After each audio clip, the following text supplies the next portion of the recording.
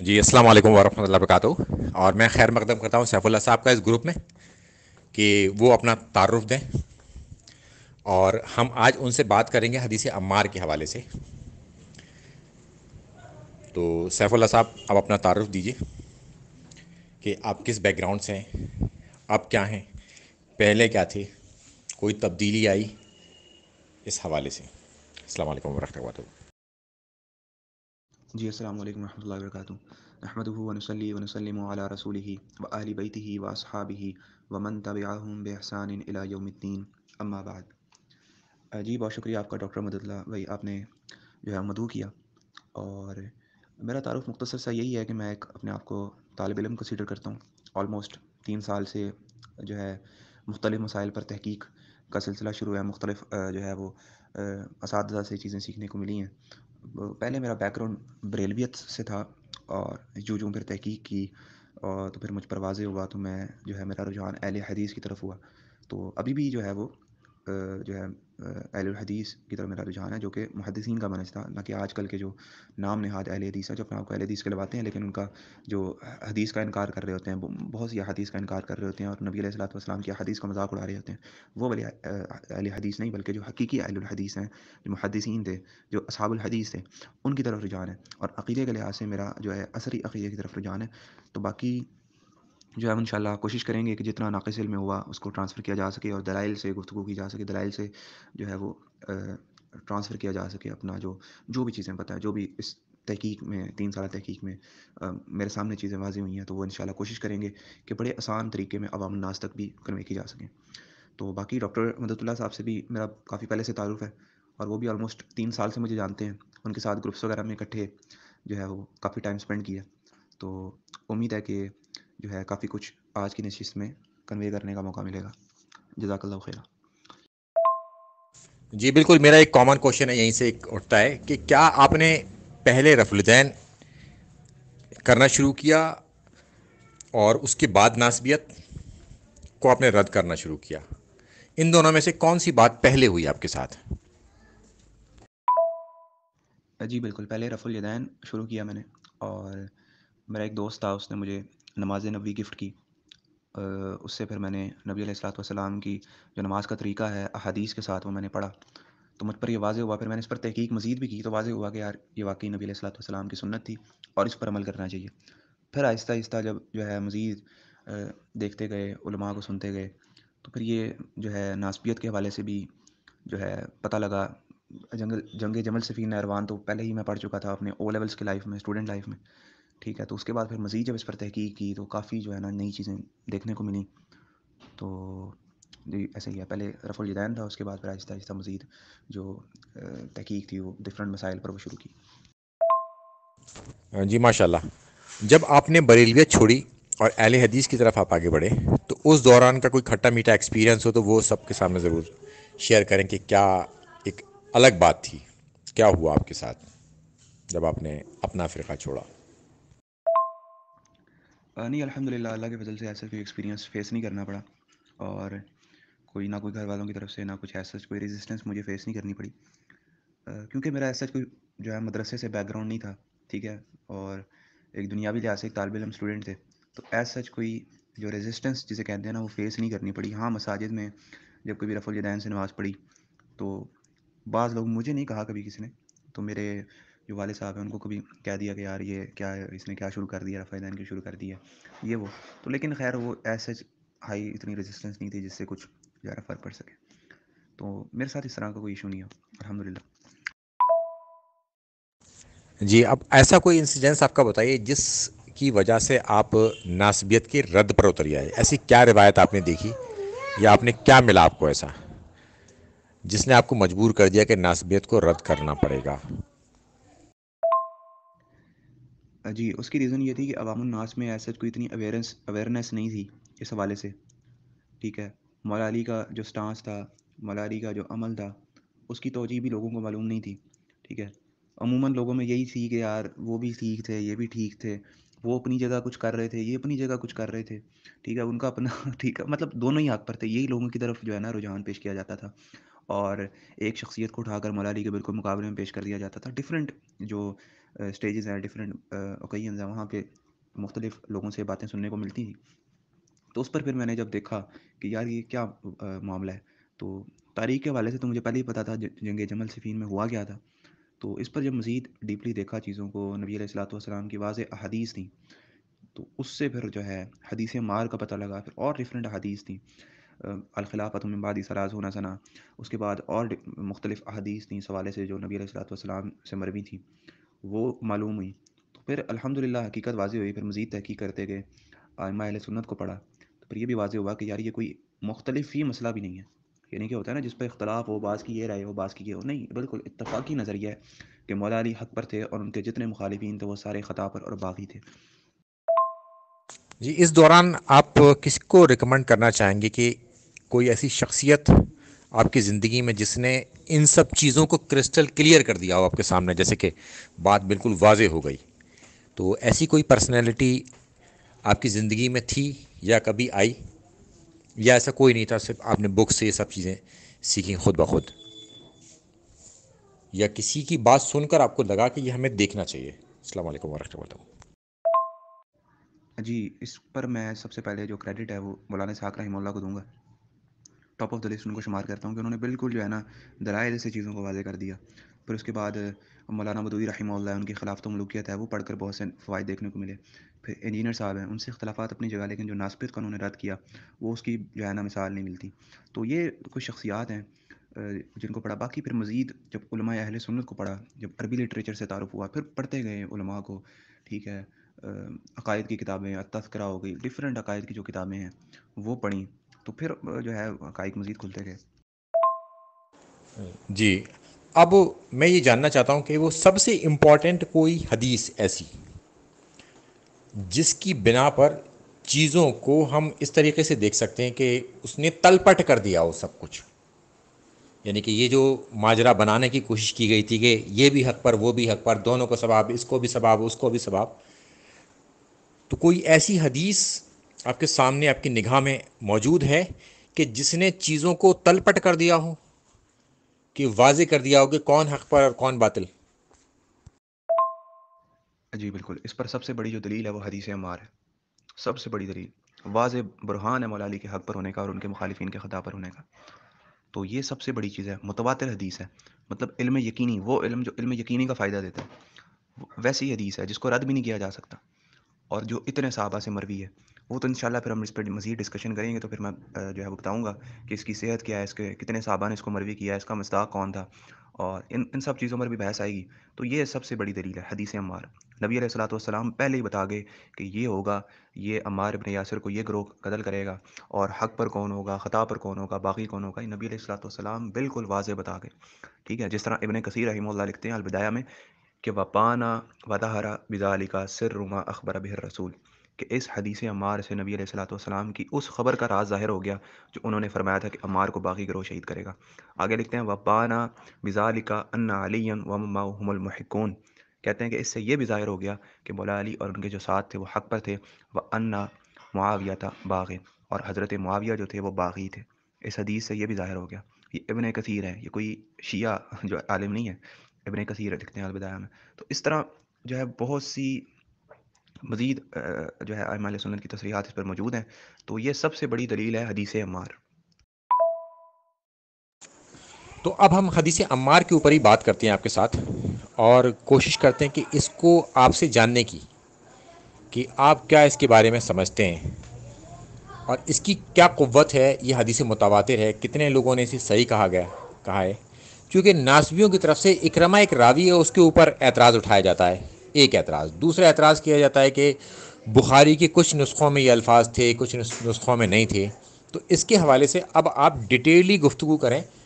چاہیں تو جے پی جی لگا کے یا دلیل لگا کر لگاتار اس بات کو ایکسپلین کر دیں، تاکہ ہم پوری طریقے سے ان تینوں پوائنٹ کو سمجھ پائیں کہ حدیث عمار کی اسٹرینتھ کیا ہے، اور اس کی کمزوری جو ظاہر کی جا رہی ہے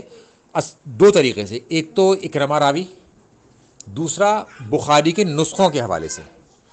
تو اس کو آپ کس طریقے سے دیکھتے ہیں، اور کیسے اس آرگومنٹ کو رد کریں گے یا اس کا فیور کریں گے؟ جی بالکل، میں اس کو دلائل سے واضح کرنے کی کوشش کروں گا۔ سب سے پہلے تو حدیث عمار کی جو صحت ہے اس پر بات کریں گے، پھر اس کے بعد جو بخاری کے نسخوں کا اختلاف نقل کیا جاتا ہے کہ یار یہ تو الفاظ ہی نہیں تھے بخاری میں، اس کو بھی زیر بحث لایا جائے گا، اور اس میں جو راوی اکرمہ پر الزام لگایا جاتا ہے کہ جی وہ خارجی تھے، نعوذ باللہ، ان پر اتنی بڑی بدعت کا الزام لگایا جاتا ہے، اس کا بھی انشاءاللہ دلائل سے رد پیش کیا جائے گا، اور جو ہے اس کو پھر جو ہے کنکلوڈ کیا جائے گا۔ تو انشاءاللہ ہم سیکوینس پر سیکوینس لے کر چلتے ہیں۔ پہلے میں حدیث عمار کی صحت کے حوالے سے جو ہے میں یہاں پہ بتا دوں کہ یہ کتنی مضبوط حدیث ہے۔ جی تو یہ فتح الباری بشرح صحیح بخاری، بخاری کی سب سے معتبر شرح، ابن حجر اسقلانی اس میں فرماتے ہیں حدیث عمار کی جو صحت ہے اس پر بحث کرتے ہوئے کہتے ہیں کہ روا حدیث تقتل عمار الفیۃ الباغیہ جماعت من الصحابہ، کہ یہ جو حدیث ہے یہ صحابہ کی ایک جماعت نے روایت کی ہے، جن میں وہ نام گنواتے ہیں قتادہ بن نعمان، ام سلمہ، ابو ہریرہ، عبداللہ بن عمر بن العاص، عثمان بن عفان، حذیفہ، ابو ایوب، ابو رافع، خزیمہ بن ثابت، معاویہ، عمرو بن العاص، ابو الیسر، عمار، ان سب صحابہ کے نام گنوانے کے بعد کہتے ہیں وغالب طرقها صحیحۃ او حسنۃ، کہ جو حدیث عمار ہے اس کے جو اکثر سندیں ہیں وہ حسن یا صحیح ہیں، مطلب یہ اتنی سندوں سے روایت ہوا ہے، اتنے صحابہ نے اس کو روایت کی ہے کوئی، اور ان میں سے جو اکثر سندیں ہیں وہ صحیح ہیں یا حسن ہیں، اور کہتے ہیں کہ اس میں اس کی ایک اور جماعت نے اس کو روایت کیا جن کی لمبی فہرست ہے۔ پھر آگے کیا فرماتے ہیں وفی حاض الحدیث علم من اعلام النبوتی، کہ یہ حدیث معجزات نبوت میں سے ہے، نبوت کے علوم میں سے ایک علم ہے کہ نبی علیہ الصلوۃ والسلام کہ ابھی خبر بتا رہے ہیں کیسا ہوگا، اور بالکل ویسا ہی ہوا۔ کہتے ہیں کہ یہ علم من اعلام النبوہ ہے، وفضیلۃ ظاہرۃ لعلی ولعمار، اور یہ فضیلت ہے مولا علی کی اور سیدنا عمار ابن یاسر کی، اس حدیث عمار میں واضح فضیلت ہے۔ کہتے ہیں ورد علی النواسب الزاعمین ان علی لم یکن مصیبا فی حروبہ، اور کہتے ہیں یہ حدیث عمار میں ان نواسب کا بھی رد ہے، ٹھیک ہے، ان نواسب کا رد ہے جو کیا کرتے ہیں، جو یہ زعم گمان کرتے ہیں، جو یہ دعویٰ کرتے ہیں کہ ان علی لم یکن مصیبا فی حروبہ، کہ مولا علی اپنی جنگوں میں درستی نہیں تھے، یہ ان نواسب کا رد ہے اس حدیث عمار میں۔ تو کیا لکھتے ہیں کہ یہ حدیث صحابہ کی ایک جماعت نے روایت کی ہے، یہ اس کے اکثر جو سندیں ہیں وہ حسن یا صحیح ہیں، اور یہ علم من اعلام النبوہ ہے، اور یہ فضیلت ہے اس حدیث میں مولا علی کی اور عمار ابن یاسر کی، اور نواسب کا رد ہے جو مولا علی کو درست نہیں سمجھتے اپنی جنگوں میں۔ جی تو یہ پر میں نے 4 محدثین کی تصریحات پیش کی ہیں جنہوں نے اس حدیث کو متواتر کہا ہے، صحیح نہیں، متواتر، متواتر حدیث کی اعلیٰ ترین درجے ہے صحت کا۔ یہ وہ حدیث ہوتی ہے جو اوپر سے لے کر نیچے تک راویان کی ایک جماعت نے روایت کیا ہو، اتنی کثیر جماعت نے روایت کیا ہو کہ ان سب کا جھوٹ پر متفق ہونا ہی محال ہو جائے، کہ علم یقینی ہو جائے، اتنی مضبوط حدیث کو حدیث متواتر کہتے ہیں، ٹھیک ہے۔ اوپر میں نے ابن حجر کا حوالہ دیا، انہوں نے کہا 13 صحابہ سے یہ مروی ہے، اور اس کے کہتے ہیں نیچے جو لسٹ ہے وہ لمبی لسٹ ہے جن لوگوں سے مروی ہے، تو اس کی اتنی سندیں ہیں حدیث مار کی کہ یہ متواتر درجہ تواتر تک ہیں، جس میں امام سیوطی ہیں وہ خصائص الکبریٰ میں لکھتے ہیں کہ یہ حدیث متواتر ہے، ابن عبد البر ہے وہ الاستیعاب میں اس کو متواتر کہتے ہیں، ابن حجر اسقلانی الاصابہ میں کہتے ہیں کہ یہ جو حدیث ہے یہ حدیث متواتر ہے، اور امام شمس الدین الذہبی جو سیر اعلام النبلاء میں اس حدیث کو کہتے ہیں کہ یہ کیا ہے فہو متواتر، یہ جو حدیث عمار ہے یہ متواتر حدیث ہے۔ تو لہٰذا ثابت ہوا کہ یہ کوئی عام درجے کی روایت صحت کے لحاظ سے بھی نہیں ہے، بلکہ صحت کا اعلیٰ درجہ جسے متواتر کہتے ہیں یہ حدیث عمار، وہ عمار تقتلہ الفیۃ الباغیہ، یہ الفاظ جو ہیں یہ متواتر درجے کے ہیں۔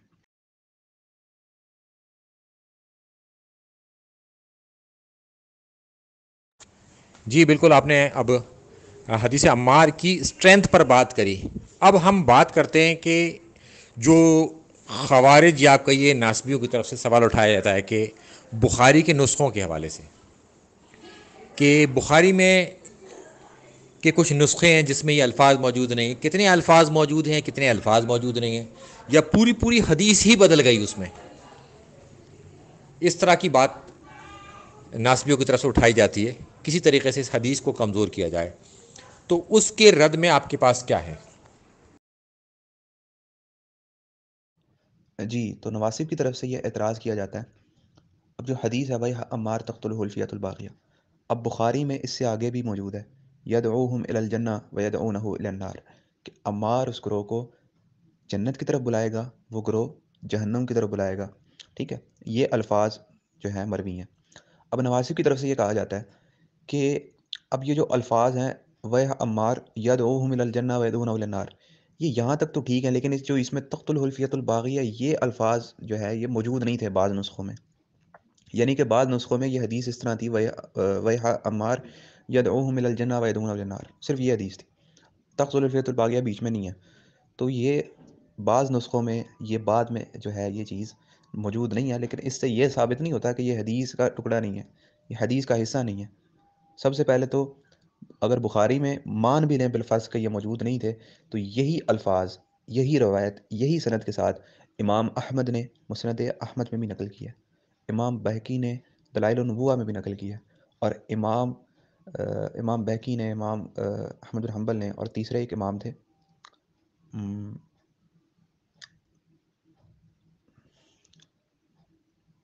امام ابن حبان نے، انہوں نے صحیح ابن حبان میں بھی جو ہے اس کو نقل کیا، ٹھیک ہے۔ تو یہ جو ہے اگر بخاری میں نہ بھی ہو، پہلے بات تو یہ ہے کہ بخاری کے نسخوں میں بعد میں اختلاف تھا، بعض نسخوں میں یہ موجود نہیں تھے، لیکن جو راجع بات ہے وہ یہی ہے کہ یہ بخاری کے اصل جو معتبر نسخے ہیں فربری کا یا دیگر، تو ان میں یہ موجود تھے، یہ الفاظ موجود تھے، بعض میں نہیں تھے، لیکن راجع بات یہ ہے کہ جو ہے بخاری کا یہ حصہ تھے، ٹھیک ہے۔ تو اتنے محدثین نے ان الفاظ کو نقل بھی کیا، تو لہٰذا یہ ثابت ہوتا ہے کہ یہ الفاظ ثابت ہیں۔ یہ ابن تیمیہ منہاج السنہ میں فرماتے ہیں کہ یہ بخاری میں یہ روایت موجود ہے، پوری مکمل موجود ہے،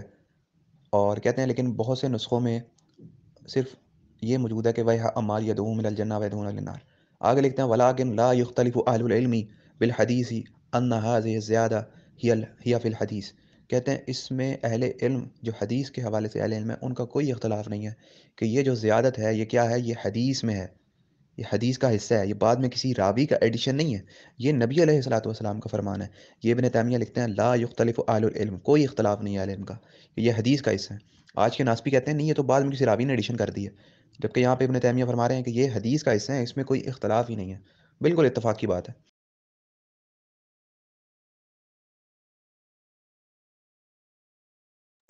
جی، ابن تیمیہ کے حوالے سے یہ اہل حدیث میں گھسے ہوئے ناسبی تو سمجھنے کی کوشش کریں گے اور ہو سکتا ہے اس کا انکار کر دیں، مگر دیوبند میں گھسے ہوئے ناسبیوں کا کیا کریں گے پھر آپ؟ ان کو اس بات کو کس طریقے سے سمجھائیں گے وہ، اور آپ یہاں پر ایکسپلین کریں تاکہ ہمارے سارے سننے والے اس بات کو سمجھیں۔ جی، تو دیوبند میں گھسے ناسبیوں کے لیے امام ذہبی فرماتے ہیں کہ تقت الحلفیت الباغیہ وہی زیادہ، یہ جو زیادت ہے ثابتۃ الاسناد، کہ یہ جو زیادت آئی ہے یہ سند سے ثابت ہے، یہ کسی راوی کا ایڈیشن نہیں ہے، یا کوئی جو ہے نا بعد میں ایڈیشن نہیں ہو گیا تھا، بلکہ یہ سند سے ثابت ہے۔ تو جو لوگ نہیں مانتے ان کے لیے یہ ہے، اور اس کے علاوہ یہ بالکل یہی سند کے ساتھ مسند احمد میں یہی روایت یہ الفاظ کے ساتھ موجود ہے، یہی الفاظ کے ساتھ امام ابن حبان نے اس کو روایت کیا ہے، انہی الفاظ کے ساتھ امام بہقی نے اس کو روایت کیا ہے، ٹھیک ہے۔ تو لہٰذا یہ آرگیومنٹ ہی نہیں بنتا کہ یار یہ الفاظ ہی نہیں ہے، ٹھیک ہے، یہ بالکل اس چیز پر کبھی اسٹیمپ لگا دیتا ہے کہ یار یہ واقعی یہ سند کے ساتھ یہ الفاظ بالکل ثابت ہیں۔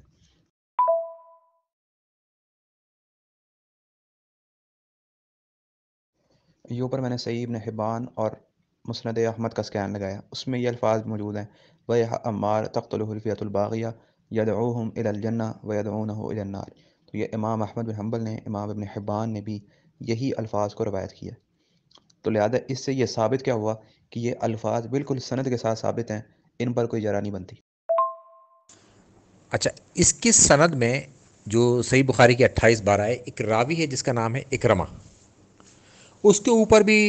ناسبیوں کی طرف سے الزام لگائے جاتے ہیں کہ وہ خوارج تھا، حالانکہ خوارج تو حضرت علی سے دشمنی رکھتے تھے۔ اگر کوئی شیعہ ہو تو آپ یہ کہہ سکتے ہیں کہ اس پر الزام لگا سکتے ہیں اس حوالے سے کہ بھئی یہ شیعہ تھا، حضرت علی کے فضائل میں اس نے بات یہ گھڑ دی، مگر حضرت علی کا دشمن جو کہ خوارج تھے وہ اس بات کو کہہ رہا ہے اور اس کو پھر رد کرتے ہیں آگے سے، تو کیا اکرما کے رد ہونے سے سارے نسخوں کی ساری روایتیں رد ہو جاتی ہیں، چاہے وہ سند کوئی سی بھی ہو، جس طریقے سے نواسط اس بات کو پیش کرتے ہیں؟ تو اس کا تھوڑا سا اور آپ ایکسپلین کریں کہ یہ کیا معاملہ ہے۔ جی، سب سے پہلے تو یہ جاننے کی ضرورت ہے کہ اکرمہ رحمہ اللہ ایک جلیل القدر تابعی تھے، کوئی خارجی نہیں تھے، ٹھیک ہے۔ ان کی مدح میں، ان کی تعدیل میں کئی اقوال موجود ہیں، اور وہ صرف ایک سند کے راوی ہیں،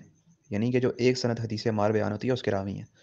اور وہ جو بخاری والی ہے وَيَا عمار تقتلہ الفئۃ الباغیہ یدعوہم الی الجنہ ویدعونہ الی النار۔ ہاں یہ کہا جا سکتا ہے کہ یہ جو آگے الفاظ ہیں یدعوہم الی الجنہ ویدعونہ الی النار، یہ صرف جو ہے اکرمہ سے مروی ہیں، لیکن جو آن اٹس اون حدیث ہے تقتلہ الفئۃ الباغیہ، یہ اس میں اکرمہ منفرد نہیں ہے، یہ اکرمہ کے علاوہ اتنے راویوں کی جماعت نے روایت کی ہے، 13 سے زیادہ صحابہ سے ہی مروی ہے۔ اکرمہ تو یہاں پہ صرف ابن عباس سے بیان کر رہے ہیں نا، صحیح مسلم میں یہ ام سلمہ سے بھی مروی ہے، ٹھیک ہے، ابو ہریرہ سے بھی مروی ہے، ٹھیک ہے، اتنے صحابہ کی ایک جماعت سے یہ روایت، یہ حدیث مروی ہے۔ طبرانی میں آپ جا کر دیکھیں گے نا تو اس حدیث کی کئی سندیں ہیں، ٹھیک ہے، اور ابن حجر کہتے ہیں کہ وغالب طرقها صحیحۃ او حسنۃ، کہ یہ جو غالب طرق ہیں یہ صحیح یا حسن ہے، تو لہذا ثابت ہوا کہ یہ اکرمہ ایک سند کا راوی ہے، جبکہ اس کی کثیر اور سندیں موجود ہیں جس میں اکرمہ نہیں ہے، اور حدیث عمار وہ متواتر درجے کی ہے۔ جو یہ یدعوہم الی الفاظ ہیں یہ بھی جو ہے اکرمہ پر کوئی جرح نہیں بنتی، یہ بھی اکرمہ کی وجہ سے رد نہیں ہوتے۔ تو میں اب انشاءاللہ جی تو اب اس کے بعد میں اکرمہ کے حوالے سے تھوڑی ڈیٹیل ڈسکشن کروں گا، جس میں اکرمہ کا سٹیٹس معلوم کیا جائے گا کہ ان کا مقام کیا تھا علم کے ہاں، ٹھیک ہے، کیونکہ آپ فوراً سے خارجی کہہ دیں گے، خارجی کہنا اتنا بڑا الزام ہوتا ہے، ٹھیک ہے، جب تک الزام وہ ثابت نہیں ہوتا آپ کسی پر یہ بہتان نہیں لگا سکتے، اور وہ بھی اتنے بڑے عالم پر۔ تو لہٰذا اکرمہ پر اب جو ہے تھوڑی ڈیٹیل ڈسکشن ہوگی، بہت سے جو حوالہ جات ہیں، ریفرنس ہیں، وہ پیش کیے جائیں گے، تو وہ جن کو شوق ہو وہ سیو کر کے اپنے پاس رکھ سکتے ہیں، تاکہ دوبارہ کوئی اکرمہ کے حوالے سے سوال کرے یا پوچھے تو ان کو یہ جو ہے چیزیں پرووائڈ کر دی ہیں۔ سب سے پہلے ہم اکرمہ کی تعدیل پیش کرتے ہیں، کسی بعد کے بندے سے نہیں، کسی عام محدث سے نہیں، کسی تابعی سے نہیں، بلکہ ایک صحابی سے، اور صحابی بھی وہ جو جلیل القدر صحابی ہے۔ وہ اکرمہ کے بارے میں کیا فرماتے ہیں؟ سیدنا ابن عباس رضی اللہ تعالیٰ عنہ فقیہ امت فرماتے ہیں، روایت ہے، یہ بالکل اس کی سند صحیح ہے، یہ جو تاریخ دمشق میں ہے نا، یہ سند کے اعتبار سے بالکل صحیح روایت ہے، جو ہے ابن حجر اس کو فتح الباری کے مقدمے میں بھی کہتے ہیں کہ یہ اسناد صحیح، اس کی سند بالکل صحیح ہے۔ اچھا، تو اس میں کیا روایت ہے؟ جا اکرمہ تو الی ابی امامہ، کہ اکرمہ جو ہے وہ ابی امامہ کے پاس آئے، وانا جالس عندہ، اور میں ان کے پاس بیٹھا ہوا تھا۔ راوی بیان کرتے ہیں، کہتے ہیں انہوں نے کہا یا اب امامہ اسمعت ابن عباس یقول، اے اب امامہ کیا تم نے ابن عباس سے یہ فرماتے ہوئے سنا ہے کہ ما حدثکم اکرمہ عنی من شیء فصدقوہ، کہ ابن عباس فرما رہے ہیں کہ اکرمہ مجھ سے جو بھی بیان کرے فصدقوہ، اس کی کیا کرو؟ تصدیق کرو، فإنہ لن یکذب علی، کیونکہ وہ مجھ پر جھوٹ نہیں باندھ سکتا، وہ مجھ پر جھوٹ نہیں بولتا۔ جس کی تعدیل خود صحابی رسول ابن عباس کریں، تو وہ پوچھتے ہیں کہ میں نے ابن عباس سے پوچھا کیا میں نے ابو امامہ سے پوچھا کہ واقعی ابن عباس نے فرمایا؟ ابو امامہ فرماتے ہیں قال نعم، بالکل ابن عباس نے ایسا ہی فرمایا کہ اکرمہ مجھ سے جو بات بیان کرے فصدقوا، اس کی تصدیق کرو، لأنہ لن یکذب علی، کیونکہ وہ مجھ پر جھوٹ نہیں باندھتا۔ اور یہ جو بخاری والی روایت ہے حدیث عمار، یہ اکرمہ ابن عباس سے بیان کر رہے ہیں، تو اس کی تصدیق خود ابن عباس رضی اللہ تعالیٰ عنہ کر دیتے ہیں۔ ابن عباس کا اتنا خاص شاگرد تھا جس کی صداقت کی گواہی کوئی محدث نہیں دے رہا، بلکہ خود صحابی رسول ابن عباس دے رہے ہیں۔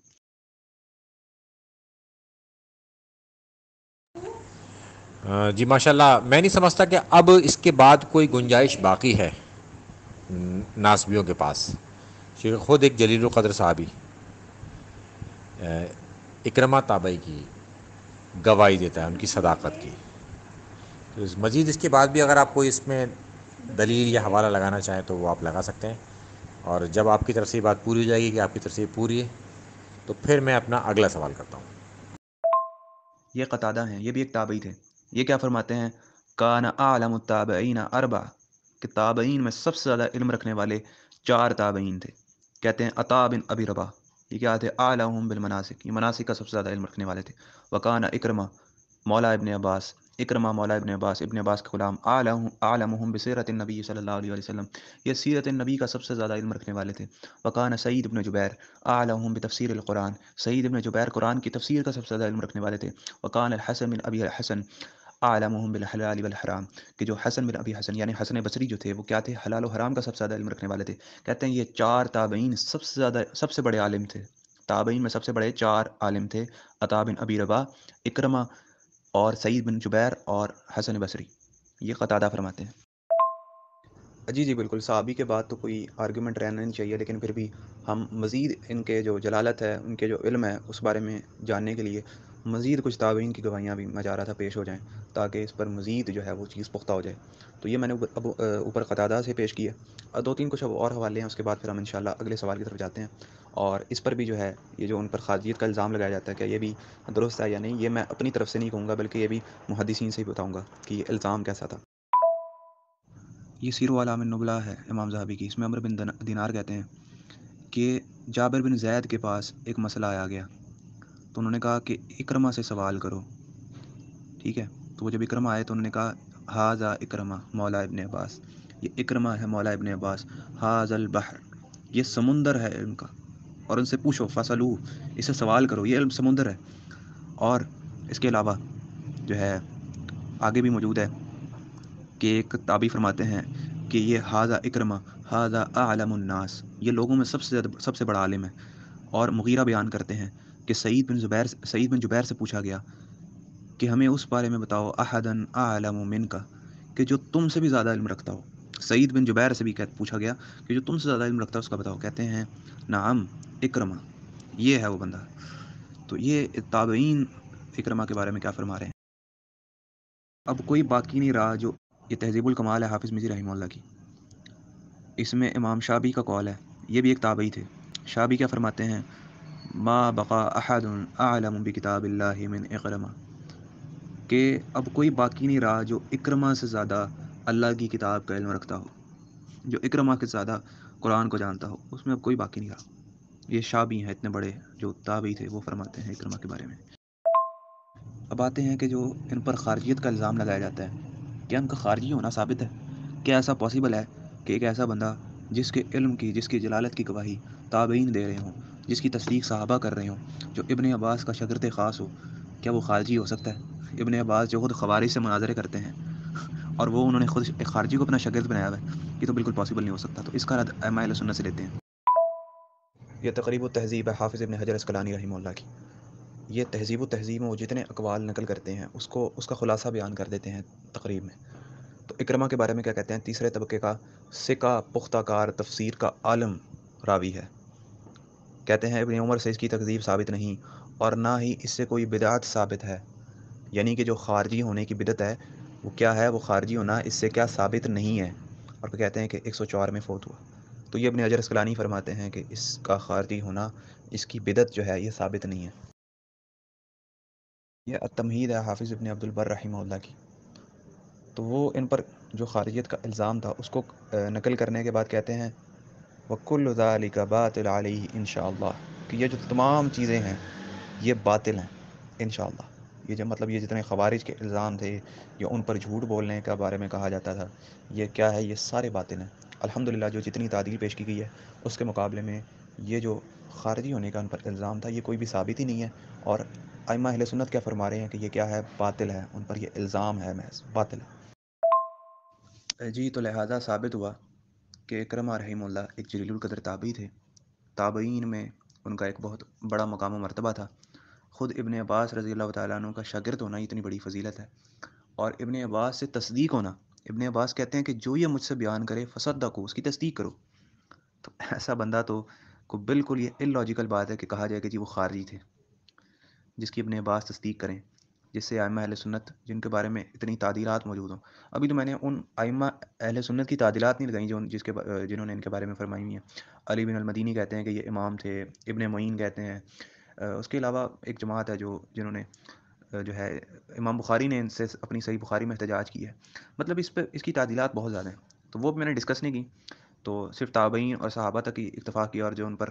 خارجی کا الزام تھا اس کو جو ہے ائمہ سے رد کیا۔ تو ثابت ہوتا ہے کہ یہ بہت جو ہے تابعی تھے بڑے،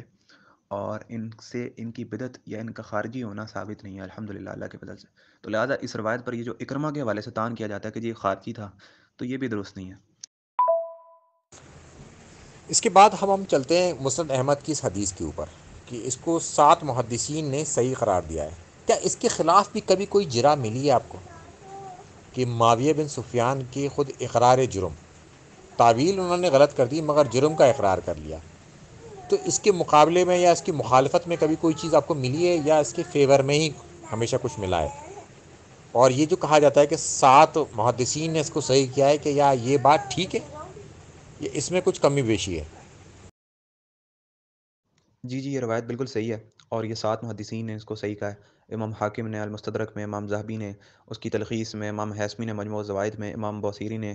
امام شیب الارنوط نے اپنی جو مسند احمد کی جو تحقیق ہے اس میں کہا ہے، حسین سلیم اسد نے، انہوں نے بھی مسند احمد کی تحقیق میں اس کو صحیح کہا ہے۔ ارشاد القصری صاحب کا مجھے نہیں پتا انہوں نے کس کتاب میں کہا ہے۔ تو باقی اس کے علاوہ غلام مصطفیٰ ظہیر امنپوری صاحب جو آج کل کے اہل حدیث کے محدث ہیں، انہوں نے بھی جو ہے اپنی جو خصائص ہے اس کی جو تحقیق کی ہے اس میں بھی اس کو صحیح کہا ہے۔ تو ابو یحییٰ نورپوری وغیرہ بھی اس کو صحیح سمجھتے ہیں، مطلب کہ نواسب کے ہاں بھی یہ روایت، یہ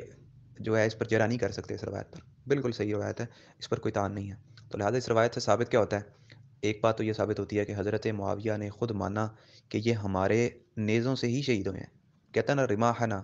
او بین سیوفنا، کہ جو ہے ہمارے نیزوں کے درمیان آ گئے۔ تو ثابت کیا ہوا کہ وہ مانتے تھے کہ قتل ان کے نیزوں سے ہوئے ہیں، لیکن انہوں نے تعویل یہ کر دی کہ جو لاتا ہے وہ قاتل ہوتا ہے۔ انہوں نے مولا علی پر قتل کا الزام لگایا کہ علی نہ لاتے تو نہ قتل ہوتا، تو چونکہ مولا علی جنگ میں لے کر آئے تھے تو وہ لہٰذا قاتل ہوئے۔ تو پھر اس کے جواب بھی ائمہ اہل سنت نے دیا، اور مولا علی سے بھی مروی ہے کہ وہ کہتے ہیں کہ پھر اس طرح تو پھر حمزہ کے قاتل رسول اللہ نعوذ باللہ، کہ وہ نہ انہیں لاتے اور نہ وہ شہید ہوتے۔ تو پھر اس طرح اگر تم یہ کہتے ہو کہ عمار کے قاتل میں ہوں، کہ میں لایا ہوں تو شہید ہوئے ہیں، تو پھر اس طرح حمزہ کے قاتل نعوذ باللہ رسول اللہ صلی اللہ علیہ وسلم ہوئے۔ تو یہ انہوں نے الزامی جواب دیا۔ اور اس روایت میں ایک فائدہ یہ بھی ہے، اس سے حدیث عمار کی صداقت کی بھی پتہ لگتا ہے کہ جب حدیث عمار اتنی مضبوط حدیث ہے کہ وہ جب حضرت معاویہ پر بھی پیش ہوئی تو انہوں نے بھی اس کا رد نہیں کیا، انہوں نے بھی نہیں کہا کہ یہ حدیث کمزور ہے یا اس کو چھوڑ دو، نہیں، بلکہ انہوں نے اس حدیث کو مانا اور اس کی تعویل کر دی۔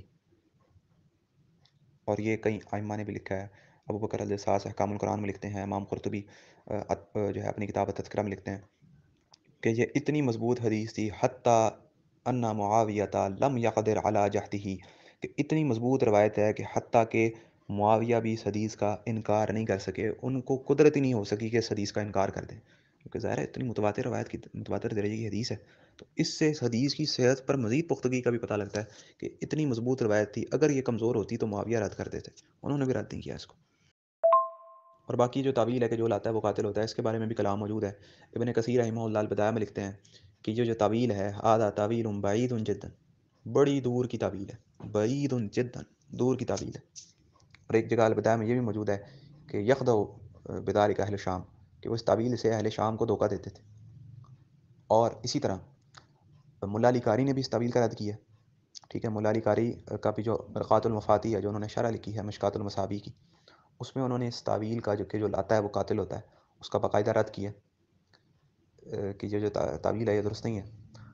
تو اسی طرح ابن قیم رحمہ اللہ، ٹھیک ہے، الصواعق المرسلہ جو ان کی کتاب ہے جہمیہ کے رد پر، اس میں انہوں نے اس تعویل کا رد کیا ہے، اور اس تعویل کو تعویل باطل کہا ہے کہ یہ باطل تعویل ہے، تو لہذا اس کا بھی باقاعدہ رد ائمہ اہل سنت نے کیا ہے۔ میں سب سے پہلے تو آپ کا بہت بہت شکر گزار ہوں کہ آپ نے ہمارے لیے اتنا وقت دیا اور تمام دلائل کے ساتھ بات کو رکھا، اور ہر چیز کا جے پی جی آپ کے پاس اویلیبل تھا۔ تو کیا آپ ان کو اسٹور کرنے کے لیے کیا پروسیس کو اختیار کرتے ہیں، اور آپ کی چیزیں کسی ایسی جگہ پر اسٹور ہیں جہاں سے کوئی اور بھی لے سکتا ہے؟ اور کچھ عبارتیں اس کے اندر 100% عربی کے اندر موجود ہیں، تو کیا ہندوستان اور پاکستان میں رہنے والے اکثر لوگ جو ہیں وہ عربی نہیں جانتے، تو کیا اس کی ٹرانسلیشن اردو بھی اویلیبل ہے کہیں یا نہیں، تاکہ وہ اس جے پی جی کے ساتھ اپنے ٹرانسلیشن کو اٹیچ کر لیں اور بات کو سمجھیں کہ اوپر ہے کیا لکھا ہوا، تاکہ جب نواسط کے ساتھ مناظرہ ہو یا کوئی مکالمہ ہو تو وہ اس بات کو رکھ سکیں اور اس کو پڑھ بھی سکیں۔ تو اس طرح کی اگر کوئی آپ کے پاس لائبریری کچھ اس طرح کی چیز ہو جہاں تک لوگ ایکسیس کر سکتے ہیں تو وہ بتا دیں، اور اس کا ٹرانسلیشن کہیں سے مل سکتا ہے یا موٹی موٹی بات اس میں سے ٹرانسلیشن کی مل جائے تاکہ سارے لوگ اس کا استعمال کر پائیں۔ یہ میرا آخری ایک سوال تھا اس کے حوالے سے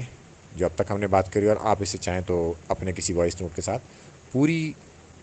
بحث کو کنکلوڈ کر سکتے ہیں۔ السلام علیکم ورحمۃ اللہ وبرکاتہ۔ جی جی، جزاک اللہ خیرہ، میں آپ کا بھی شکر گزار ہوں۔ اللہ تعالیٰ آپ کو جزا دے کہ آپ نے موقع دیا ایک پلیٹ فارم جس سے لوگوں تک حق بات پہنچ سکے، اور جو ہے ایک طرح سے یہ صدقہ جاریہ ہے جو علم ٹرانسفر ہو رہا ہے، تو بہت شکر گزار ہوں آپ کا سب سے پہلے۔ پھر اس کے بعد جو ہے جہاں تک بات ہے ان دلائل کو سیو کرنے کی، تو وہ میں جو ہے اپنے پی سی پہ ہی سیو کرتا ہوں، ٹھیک ہے؟ جب کبھی کوئی تحقیق کی، کوئی نئی چیزیں پتہ لگیں، کوئی اسکین پتہ لگے، تو وہ ساتھ ساتھ سیو کر لیے۔ تو باقی کبھی کبھی جو ہے سیو نہیں ہوتے تو وہ میں موقع پہ نکال لیتا ہوں، بہت ڈفرینٹ آن لائن ریسورسز ہیں، کتابوں کی PDF اویلیبل ہیں، وہاں سے نکال لیتا ہوں۔ اور جو ہے پبلکلی میں نے ابھی ایز سچ اس طرح سے نہیں کیا ہوا، ٹھیک ہے؟ کچھ جو ہے سوچا تھا، تو ابھی اس پر ورک کر رہا ہوں میں، یہ جتنے دلائل ہیں نا، کیونکہ ابھی یہ اسکین تھوڑے جو ہے نا اسکیٹرڈ فارم میں ہے، مطلب ایک ترتیب وار نہیں ہے اس طرح۔ تو انشاءاللہ فیوچر میں پلان ہے کہ میں نے ایک ویب سائٹ جو ہے وہ سوچی ہوئی ہے، وہ بلکہ بن گئی ہے، اس پر کام شروع کرنا ہے، کیونکہ ترتیب وار جتنے دلائل ہیں، جتنے ریفرنسز ہیں، وہ ترتیب بترتیب جو ہے وہ اس ویب سائٹ پر بھی اپلوڈ ہوں گے انشاءاللہ، اور اس فیس بک پیج بھی بنایا جائے گا، اس پر بھی اپلوڈ ہوں گے۔ باقی عربی کی بات ہے جہاں تک، تو سب سے پہلے تو عربی سیکھنی چاہیے، میں تو یہ کہتا ہوں کہ آپ سارے بھائی کوشش کریں کہ عربی سیکھیں، کیونکہ ظاہر ہے قرآن کی زبان ہے، جو ہے اس کو سیکھنا جو ہے اس سے الگ ہی مزہ ہے۔ عربی کا ایک الگ ہی اسلوب، اگر آپ پڑھتے ہیں عربی کو تو اس کا ایک الگ ہی جو ہے آپ کو ایک کیفیت ہی الگ ہوتی ہے۔ تو باقی اس کے جو مترجم ہے نا اردو، بہت سی کتابیں ان کے نہیں ہیں، ان کے اویلیبل نہیں ہیں اردو ترجمے، ٹھیک ہے؟ وہ عربی میں ہی موجود ہیں۔ اور جو عربی کا لٹریچر ہے نا، وہ تو آپ یقین کریں 95% جو ابھی لٹریچر ہمارے پاس ہے وہ عربی میں ہے۔ اردو میں تو چند ایک جو ہے ترجمے ہوئے ہیں، باقی جو میجورٹی لٹریچر ہے وہ سارا عربی میں ہے۔ تو ترجمے اس کے ابھی تو فی الحال نہیں ہوئے، بہت سو کے، کچھ کے ہو بھی گئے ہیں۔ تو اس کے لیے پھر یہی ہے کہ اب چونکہ ویب سائٹ پر یا جب میں فیس بک پیج پر اپلوڈ کروں گا، تو اس کا میں ساتھ انشاءاللہ کوشش یہ ہوگی کہ اس کا جو کیپشن ہے تصویر کا، یا تصویر سے اوپر دلائل ریفرنس سے اوپر اس کا ترجمہ بھی ساتھ اردو میں لگایا جائے، تو یہ اس کے لیے ہو سکتا ہے۔ تو باقی جو آج کی گفتگو میں جتنے میں نے ریفرنسز پیش کیے ہیں، اس کا جو میں نے ترجمہ ہے وہ وائس میں کر دیا ہے۔